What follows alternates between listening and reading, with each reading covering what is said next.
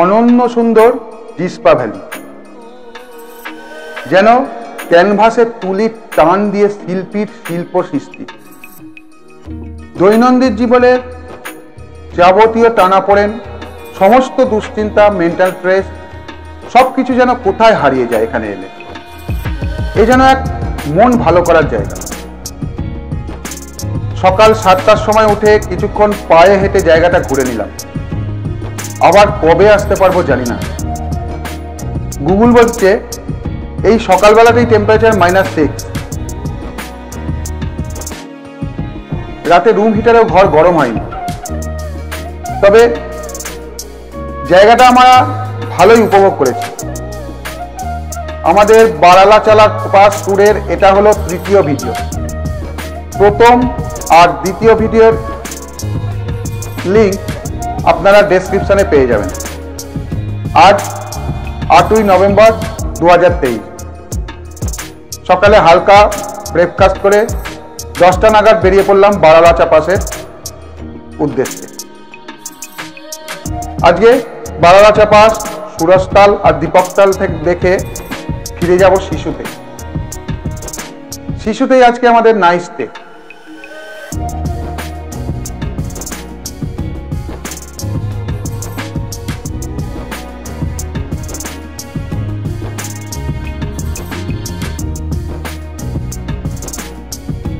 এদিকে বেশিরভাগ পাহাড়ই রুক্ষ পাহাড়।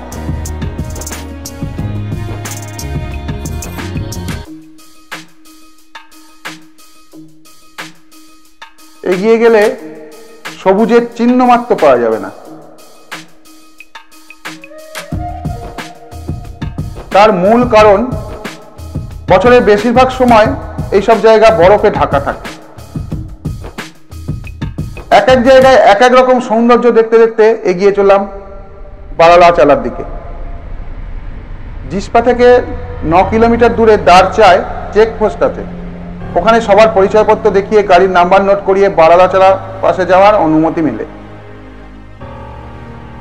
ওখানে কজন যাচ্ছে সব দিতে হয়, ড্রাইভারের ডিটেল দিতে হয়, সবকিছু দিতে হয়। জিস্পার হোটেল থেকে আমাদের বলা হয়েছিল বেলা 11টার আগে দারচা পৌঁছতে। তারপরে গেলে বারালাচালা যাওয়ার অনুমতি দেবে না। তার কারণ বেলা 2টোর পর থেকে আবহাওয়া খারাপ হতে থাকে বেশিরভাগ সময়। সেই সময় ওখানে কেউ থাকলে আটকে পড়ার প্রবল সম্ভাবনা, তাই এই ব্যবস্থা। তবে আমাদের কোনো চেকিং এর মধ্যে পড়তে হয়নি। তার কারণ বোধহয় এই সময় টুরিস্ট প্রায় নেই বললেই চলে। যাবার সময় রাস্তায় কেবলমাত্র একটা গাড়ি চোখে পড়েছিল, তাও বারালাচালা পৌঁছে তাদের আর দেখতে পাইনি। শুধুমাত্র আমরা 3 জন আর ড্রাইভার। 2 জন ইয়ং ছেলে বাইক নিয়ে এলো দেখে আমাদের একটু ভরসা হলো। জীবনে আনন্দ বা বিষাদের ঘটনা মানুষ ভুলে যেতে পারে চরমতম শোকও, কিন্তু নগাধিরাজ হিমালয়কে একবার দর্শন করলে তাকে ভোলা যায় না কিছুতেই। এমনই তার মহিমা। হিমালয়ের পথ পরিক্রমায় যে এক অনাস্বাদিত পূর্ব আনন্দ বর্তমান, নগাধিরাজের সাম্রাজ্যে নদী, অরণ্য, পুষ্প যে অন্য এক সুখের সংবাদ নিয়ে অপেক্ষা করে আছে, এখানে এলেই তা মর্মে মর্মে উপলব্ধি করা যায়। হিমালয়ের বাতাসে বাতাসে যেন স্বপ্নের জগতের হাতছানি। তাই দেখি কোনো বিশেষ উদ্দেশ্য নয়, কোনো ধর্মীয় আকর্ষণ নয়, শুধুমাত্র এই পার্বত্য লোকের পথ চলাতেই এক আশ্চর্য আনন্দ। নিত্য নতুন হিমালয় দুর্নিবার আকর্ষণে টেনে নেয় মানুষকে। অবিলম্বে শৈলেন্দ্রের সঙ্গে তার আত্মার সম্পর্ক স্থাপিত হয়। এই বারালাচালা পাস আবার বারালাচা পাস নামেও পরিচিত। এর উচ্চতা 4850 মিটার বা 15,912 ফুট। উত্তর ভারতের জান্সকার রেঞ্জের একটি হাই মাউন্টেন পাস। এই জায়গাটা দেখুন। এই জায়গাটা আমরা কিছুক্ষণ দাঁড়িয়ে ফটোশুট করলাম, ভিডিও রেকর্ডিং করলাম। অপূর্ব লাগছিল। ঠিক লাদাখের রাস্তা, তো লাদাখ যাওয়ার রাস্তা আপনারা দেখেছেন। অপরূপ সৌন্দর্য যাকে বলে। ভিডিওতে আর কতটুকু দেখাতে পারছি আপনাদের।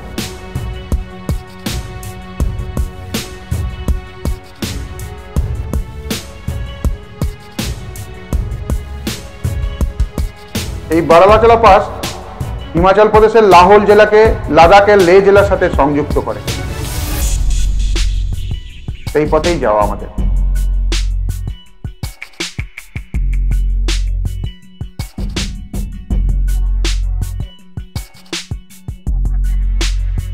অপরূপ সৌন্দর্য। এখানে নদীর জলটা বরফ হয়ে গেছে, রোদ্রে আলো পড়ছে, আস্তে আস্তে হয়তো গলে যাবে।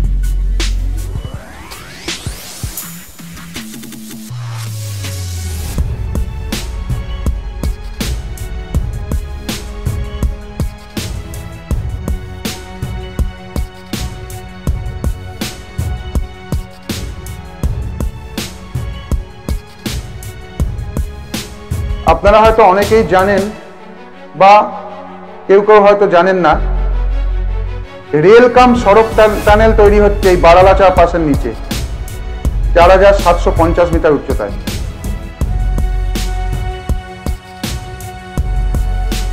যেটা বারালাচা থেকে 84 কিলোমিটার উত্তরে, সেখান দিয়ে। এটা যে বর্তমান লে মানালি হাইওয়ে আছে আর নির্মীয়মান বা নির্মাণাধীন যেটা তৈরি করা হচ্ছে,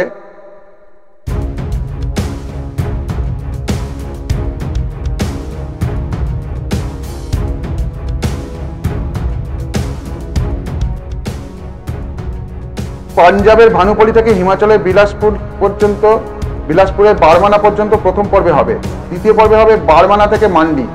তৃতীয় পর্বে হবে মান্ডি থেকে মানালি। চতুর্থ পর্বে মানালি থেকে লাদাখের উপসি। আর পঞ্চম পর্বে উপসি থেকে লে। এটা নিউ দিল্লি থেকে লে ভ্রমণের সময় 10 ঘন্টা কমিয়ে দেবে।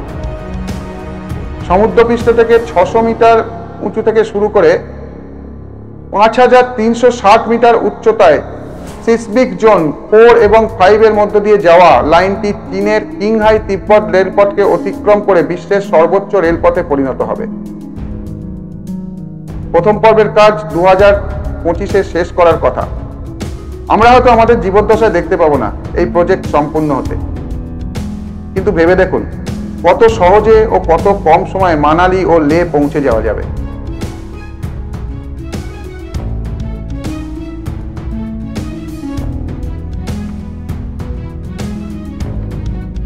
আমরা প্রায় বারালাচা পাসে পৌঁছে গেছি।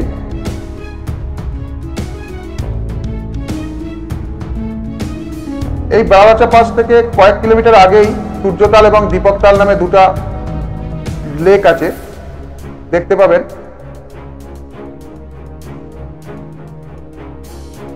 এইভাবে বারালাচা গিরিপথটা অসংখ্য সুন্দর দর্শনীয় স্থান দ্বারা বেষ্টিত, যা দর্শককে মন্ত্রমুগ্ধ করে এবং আরো কিছুর জন্য আকুল করে তোলে। তবে আমরা বারালাচা পাস দেখে ফেরার সময় হ্রদ দুটো দেখব।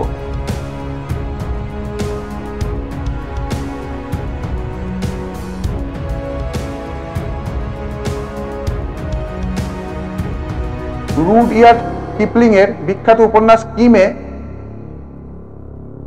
এই বারালাচা গিরিপথটির উল্লেখ পাওয়া যায়, যেখানে তিব্বত থেকে ভারতে প্রবেশের জন্য উপন্যাসের চরিত্র লামা দ্বারা সুরস্তালের নাম ব্যবহার করা হয়। বারালাচালা ভ্রমণ আপনাকে সম্পূর্ণ ভিন্ন জগতে টেলিপোর্ট করবে।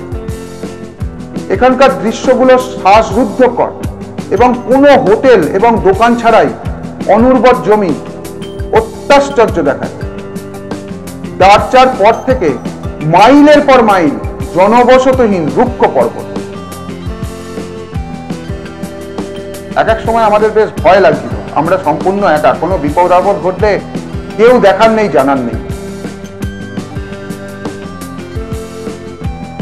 গ্রীষ্মকাল বারালাচা গিরিপথ পরিদর্শনের সর্বোত্তম ঋতু, যখন বরফ গলে যায় এবং রাস্তাগুলো ভ্রমণকারীদের জন্য অ্যাক্সেসযোগ্য হয়ে ওঠে।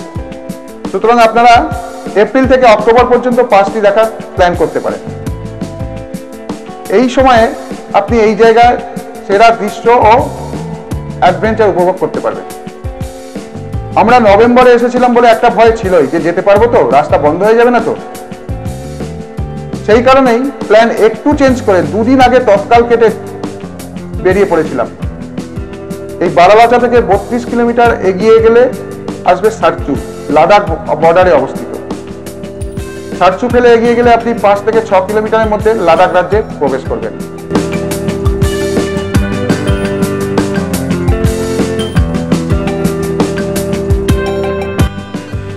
এই জনমানুষহীন এলাকা, অপরূপ সৌন্দর্য, মানে মানুষকে মোহিত না করে পারে না। এখানে গিয়ে যে মোহিত না হবে তার সৌন্দর্য সম্বন্ধে কোনো ধারণাই নেই।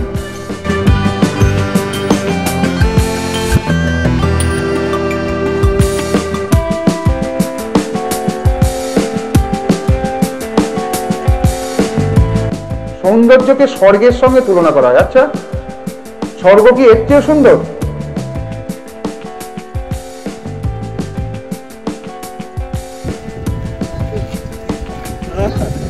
এখন আমরা এসে গেছি বারালাচালা পাস। দেখে নিন, অল্টিটিউড হচ্ছে 4850 মিটার। অপূর্ব ভিউ। আপনাদের একটু দেখানোর চেষ্টা করি ভিউটা, 360 অ্যাঙ্গেলে দেখানোর চেষ্টা করি।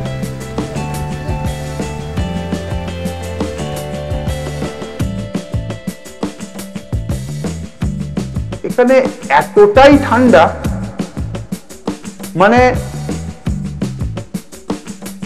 মোবাইলটা হাতে নিয়ে নামতে হয়েছিল ভিডিও রেকর্ডিং করবো বলে, গ্লাভস তাই জন্য করতে পারিনি। মনে হচ্ছে হাতগুলো যেন অসাড় হয়ে গেল। বেশিক্ষণ থাকতে পারলাম না। দেখতে পাচ্ছেন চমচমে রৌদ্র,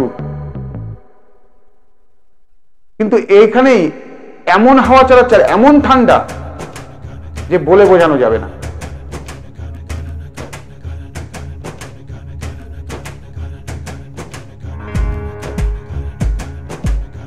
পরে গুগলে সার্চ করে জেনেছিলাম এই বেলা 12টা নাগাদই -10 ছিল এই বারালাচার পাশে।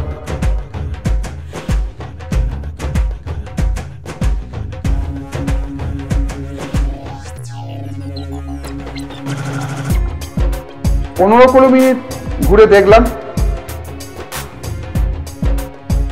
তবে এইসব বরফগুলো কিন্তু, যে আশেপাশে বরফ পড়ে আছে, সাধারণত যারা বরফের জায়গায় যান দেখেন হাতে করে নিয়ে বরফের তাল বানিয়ে ছোঁড়াছুড়ি হয়, গুঁড়ো গুঁড়ো বরফ। এখানে বরফ কিন্তু পুরো পাথরের মতো হয়ে গেছে। দেখতে লাগছে দূর থেকে ঝুড়ো বরফ, ওই ঝুড়ো আকারে পড়েছে ঝুড়ো বরফ, সেই ঝুড়ো আকৃতিতেই জিনিসটা একদম পাথরের মতো শক্ত।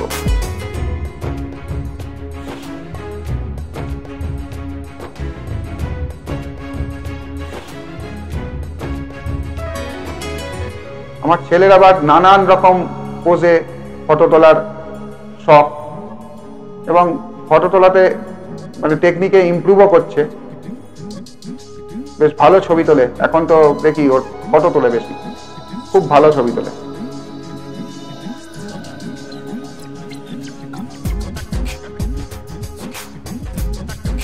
এইখানে একটা মন্দির মতো আছে। এইখানটা আমি গেলাম যে দেখি তো বরফটা কিরকম হাতে করে তোলার জন্যে। ও বাবা, তুলতে গিয়ে দেখি একটা দানাও তোলা গেল না, পুরোটা একদম স্টোন, মানে এতটাই ঠান্ডা।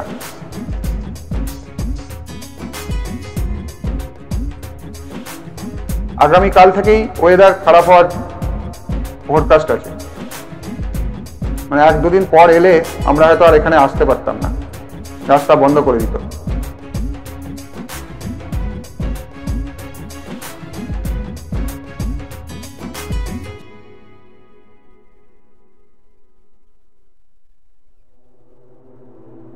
এই দৃশ্যটি বরফ আরো বেশি পড়ে যাওয়ার পরে।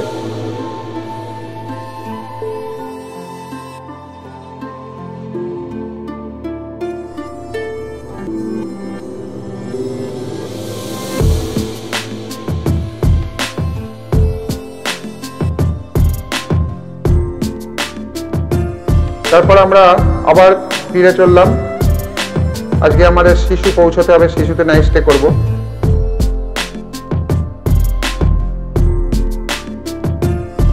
সুরজতাল কিন্তু অনেক ছোট হয়ে গেছে, মানে জল শুকিয়ে গেছে। দেখুন, এটা হলো সুরজতাল, প্রায় জমে গেছে, ফ্রিজ হয়ে যাচ্ছে আস্তে আস্তে।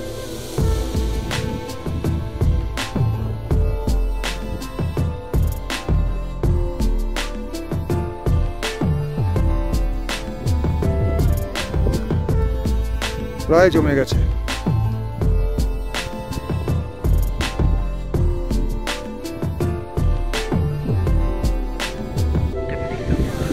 আর দুদিন পর এলে এখানে আর দেখা যাবে না যে সবুজ জলটা, সেটাও দেখা যাবে না, পুরোটাই সাদা হয়ে যাবে। কিন্তু এখানে প্রচন্ড ঠান্ডা, এত জোর হাওয়া বইছে যে দাঁড়ানো যাচ্ছে না।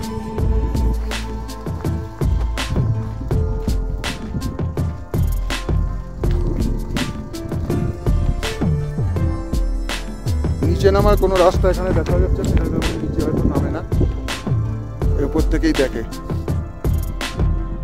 সুরজতাল।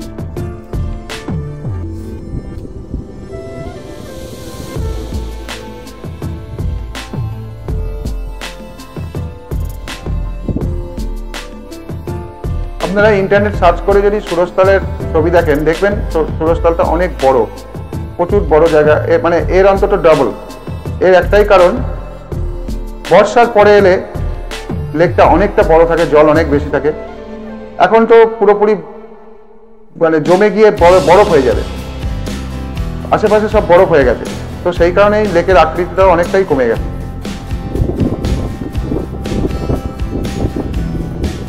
এই হলো ইটপাট্টা।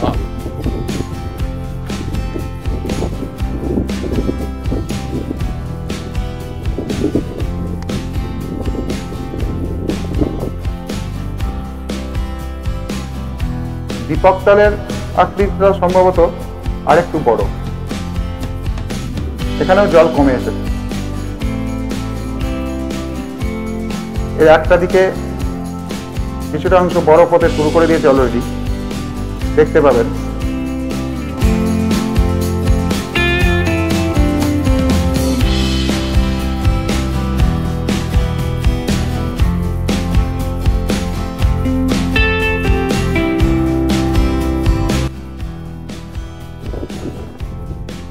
এইখানেও বরফের আস্তরণ জমে গেছে।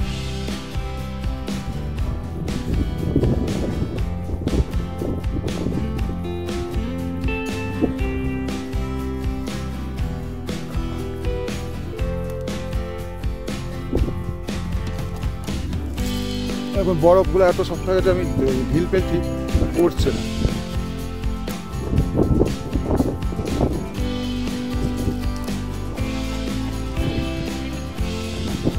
মানে এমন জমে গেছে, এই একটা ভেঙে গেল।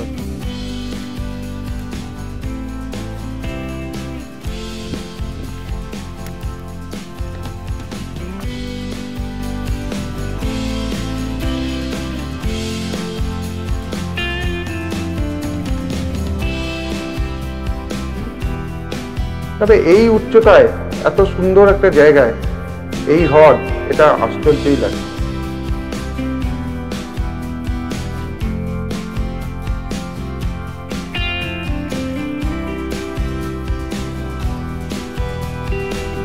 ফিরে চলেছি আবার নিচের দিকে, অনেক ওপরের দিকে উঠেছিলাম, এবার আমরা আস্তে আস্তে নিচের দিকে এগিয়ে যাচ্ছি। তিস্তা ভ্যালি ক্রস করছি, তিস্তা ভ্যালি ক্রস করে চলে এসেছি অলরেডি। তিস্তা ভ্যালিটার দূর থেকে দেখা যাবে।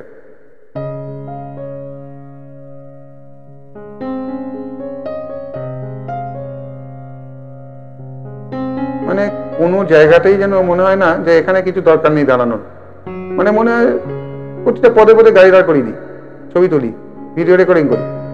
মানে এত অদ্ভুত, এত অদ্ভুত সৌন্দর্য। একটা করে টার্ন ঘুরছে রাস্তা, মনে হচ্ছে এই আরে এটা তো একটা অন্যরকম সৌন্দর্য। আবার একটা টার্ন ঘুরলাম, মনে হলো বাবা কি সৌন্দর্য।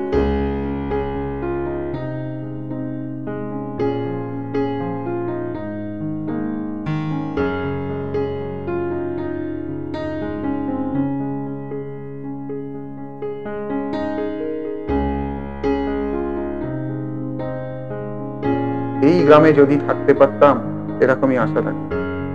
অবশেষে আমরা শিশুতে এসে হোটেলে ঢুকলাম। হোটেলের রুমটা একটু দেখে নিন। ট্রিপল বেড রুম, এদিকে একটা ডাবল বেড,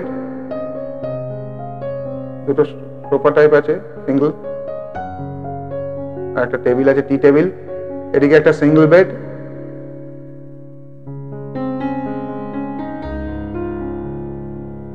আর ওই দিকটা বাথরুম আছে। এই রুমটা আমাদের পড়েছিল 1400 টাকা ওয়ান নাইট। গিজার টিজার সবই ঠিকঠাক আছে যেমন থাকে। যাই হোক, আপনাদের ভিডিও কেমন লাগছে জানাবেন। কাল আমরা শিশু লেক, শিশু ওয়াটারফল এইসব দেখে তারপর ফিরবো মানালি। সঙ্গে থাকুন, এর পরবর্তী ভিডিও আবার আসবে। ভালো থাকবেন। কেমন লাগছে কমেন্টে লিখে জানান। যারা সাবস্ক্রাইব করেননি সাবস্ক্রাইব করুন, আর ভিডিওটা আপনাদের সোশ্যাল নেটওয়ার্কিং সাইটে শেয়ার করুন, সবাইকে দেখার সুযোগ করে দিন। ভালো থাকবেন, নমস্কার।